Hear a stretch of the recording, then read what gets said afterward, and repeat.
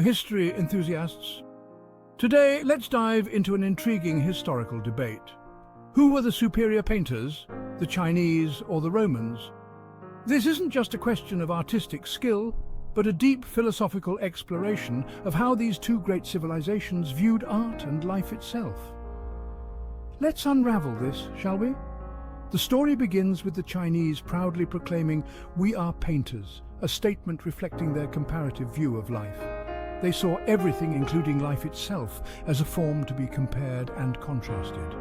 But the Romans, they had a dramatically different approach. They declared "fake us and kill us," expressing their disdain for merely superficial beauties. For Romans, life was to be lived and not just painted. A sultan, intrigued by these contrasting perspectives, decided to challenge both groups. "Let's see who among you can truly capture the essence of life," he said. Thus began a spirited exchange that unfolded dramatically. As the debate heated, the Chinese argued with passion, showcasing their love for vibrant colors and detailed forms. They believed in capturing life's beauty through their brushes and palettes, seeing the world as a canvas to be painted. On the other hand, the Romans stepped away from the argument, emphasizing peace and the lived experience over mere representation. The Chinese said, "Give us a special house and let the Romans come too." This request highlighted their desire for a space where life could be methodically captured and compared. However, the Romans had little interest in such a house. They wanted to experience life itself, not to confine it within the walls of comparison. Legend has it two houses stood door to door, one awarded to the Chinese and the other to the Romans. The Chinese filled their home with hues fetched from the king's treasury, each color a testament to their dedication to the art of painting. Every morning they painted vigorously, their canvases a riot of colors. Meanwhile, the Romans dismissed the need for color or design. "Do the work as you like, except for the call," they said. Their focus was on simplicity, on preparing the walls, not to paint gloriously, but to strip them down to their essence, smooth and unadorned. In the end, who painted better? It seems both did, but in ways that could hardly be compared. The Chinese painted life as they saw it, vibrant and detailed. The Romans, however, painted life as they lived it, simple, profound and real. There you have it, a tale of paint and philosophy, of colour and clarity. Who do you think captured the essence of life better? Let us know in the comments below. Until next time, keep pondering the past and its many colours.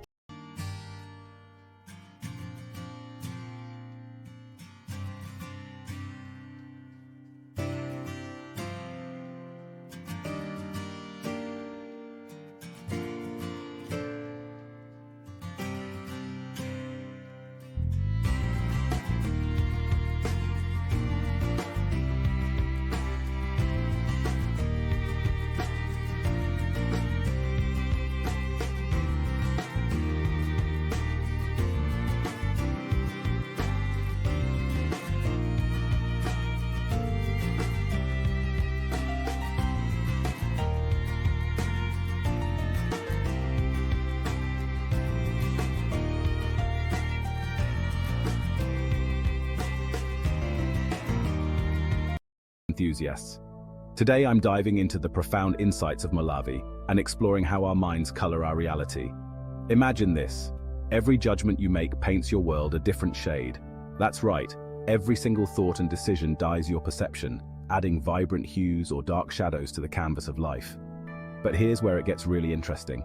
Masnavi suggests that while we often find ourselves trapped in these roles and identities we've created, there's a way out. It's like looking at the sky on a cloudy day. You see, the clouds don't actually have any light of their own. It's the sun shining from behind them that lights them up, making them visible to us. In a similar way, our perishability and the transient nature of the world become apparent through the lack of color, the clear, discerning power within us. Our thoughts, much like clouds, are illuminated by this inner light, this presence that guides our actions and brings clarity to our existence. But let's take a step back and think about the roles we play. Masnavi shares a tale of the Romans and the Chinese, both tasked with decorating a house. The Chinese, using a myriad of colors, painted elaborate scenes on the walls, while the Romans chose to simply polish the walls until they shone. When the king arrived to judge their work, the Chinese were so caught up in their own creation they hardly noticed him. Their roles, the ones they had painted so vividly, had consumed them. In contrast, the Romans, with their clear, unadorned walls, had nothing to distract them from the presence of the king. This story isn't just about painting techniques. It's a metaphor for our lives. We can either be like the Chinese, so engrossed in the roles we've painted for ourselves that we miss out on the reality facing us, or we can be like the Romans, clear and receptive to the moment as it unfolds. So what can we take away from this? Well, it's simple but profound. We need to be aware of the roles we create for ourselves, these mental patterns that color our perceptions. We must strive to remain present, allowing the light of true discernment to shine through, revealing the rich tapestry of reality, beyond the colors of our conditioned minds. Remember, every moment and every interaction is an opportunity to see clearly, without the colors of past judgments or future fears. It's about being here, now, and recognizing the light that makes all things visible, including the ever-changing and colorful landscape of our own minds.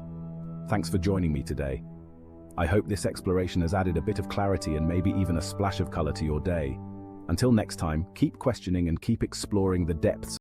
Let's journey back to ancient Rome, where the walls themselves told stories not just of architecture, but of perception, philosophy, and the self. Imagine a society where the very structures around them mirrored not just physical light, but illuminated the depths of human consciousness. In the bustling streets of Rome, the walls were polished to a reflective sheen, much like the mirrors we use today. But these weren't just for vanity or decoration. They embodied a philosophical mirror, reflecting not only the physical but the metaphysical. Just as a mirror reflects our external image, these Roman walls mirrored the internal images of the viewer, capturing the essence of those who looked upon them. Think about it. When you gaze into a mirror, what do you see? Just yourself, or can you glimpse something deeper? The Romans realized that by smoothing these walls, they weren't just changing their environment. They were inviting introspection, urging onlookers to see beyond the surface. In this unique reflection, the Romans found clarity. They saw not just the roles played by people in society, but the intrinsic nature behind those roles. It's as if these walls stripped away the superficial layers that often cloud our judgment and understanding. Now let's consider the implications of such clarity today. In our fast-paced, often superficial world, how often do we pause to reflect on the essence behind what we see? How often do we strive to see not just with our eyes, but with our understanding? The Roman walls, much like the practices of the Sufis, weren't just about seeing, they were about perceiving. They teach us that to truly understand the world and ourselves, we must look beyond appearances. We must polish our own internal walls until they're smooth enough to reflect the true essence of what lies before us. So next time you find yourself facing a mirror or any reflective surface, take a moment, look deeper. What more does it reflect? Can you see beyond the literal image into something richer, more meaningful? In this way, the Romans weren't just architects or artists, they were philosophers who used their surroundings as a tool for enlightenment.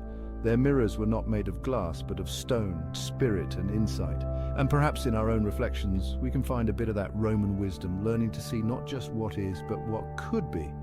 Thank you for joining me on this historical reflection. Until next time, keep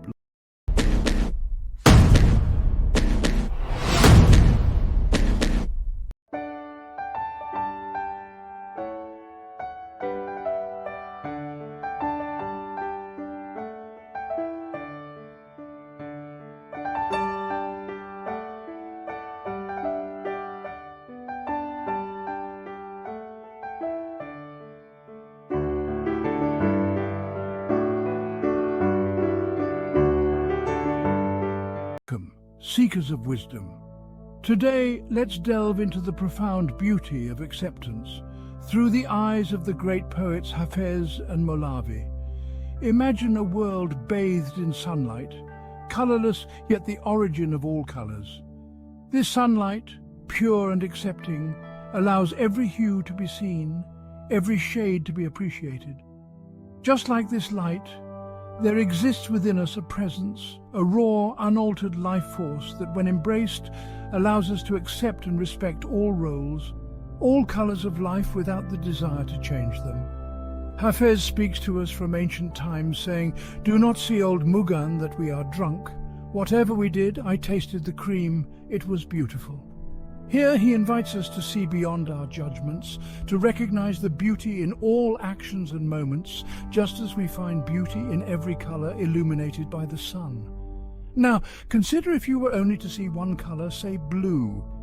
You would be blind to the myriad of others. Similarly, when we cling to one role, to one aspect of our identities, we conflict with the fluidity of life itself. But when we are at peace, when we accept, we embody that colorless light, that formless force which sees and accepts all. Masnavi whispers to us, "You are in the soul of Bizwal. You are beautiful inside. You are from that Dhul-Jalal. You are from the light of God." Here lies the reminder that within us all is an imperishable light, a force that enables us to see the impermanent nature of everything while recognizing the eternal within us. So, embrace this perspective, seekers. Recognize the colorless light, the accepting presence within you. Let it guide you to see all colors, all roles, not just as parts of the world, but as essential, beautiful aspects of the whole. Embrace the moment, for in acceptance there is beauty, and in beauty, truth.